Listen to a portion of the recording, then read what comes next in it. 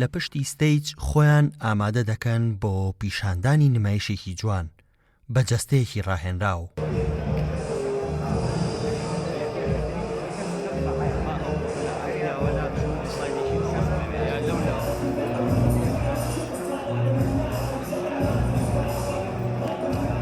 یەکێتی لەشجوانی و لەژڕێژی لقی سلێمانی بە سەرپەرشتی یەکێتی لەشجوانی و لەژڕێژی ناوەندی عێراق هەستاوە بە ئەنجامدانی پاڵەوانێتی هۆڵەکانی شاری سلێمانی و دەوروبەری بۆ ڕشتەکانی فیزیک بۆدی کلاسیک بۆدی بیلدینگ لە هۆڵی ڕۆشنبیری شاری سلێمانی. لە ڕاستیە ئێمە وەکوێکی لەشجوانی چالەشەکانمان هەر نەوەستاوە سەرەڕای ئەم بارودۆخە و پەتای کۆڕۆناش وەکو خولۆوانە هەر بەردەوامین، بەڵام لە بەرۆی پاڵەوانەکانمان و یاریزانەکان زۆر یانی خولیایە بوون کە پاڵەوانێتێک بکرێتەوانێت لەسەر ئاسی شاری سلێمانی.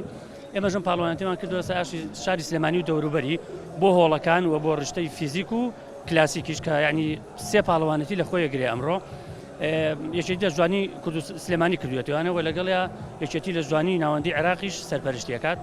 ئێمە ئەم پاڵەوانانە کە لێرە ئیشەڵا نەتیجەیەکی باش بەدەستێن و ئەبن بە خاوەنی پلەی یەکەم و دووەم و سێهەم لەسەر ئاستی عێراق هەموو شارەکانی عێراق احترافی پێکرێت.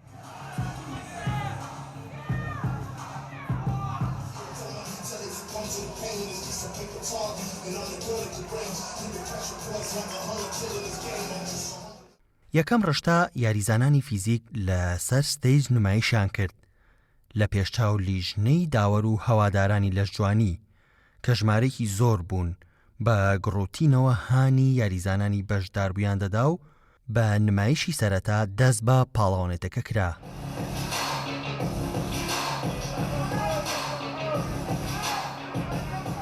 ئامادەم لە پشت بەشداریکەم بۆ توڵەی فیزیک شەڵە بۆ بەڵدوی بۆ دەکەش 55 کیلۆی دابەزم بە هیوای سەرکەوتنێکی باش پاڵەوانێتی باش شەڵە یەکەمە بین.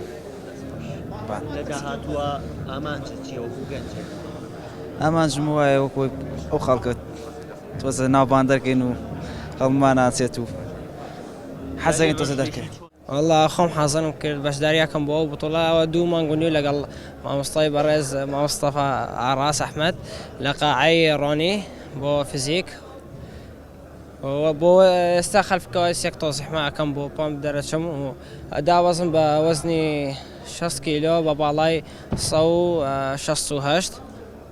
باشترینەکان و پاڵەوانانی ئەم پاڵەوانێتیە دیاری دەکرێن بۆ ڕکابەرەکانی عێراق و وڵاتانی دەرەوە.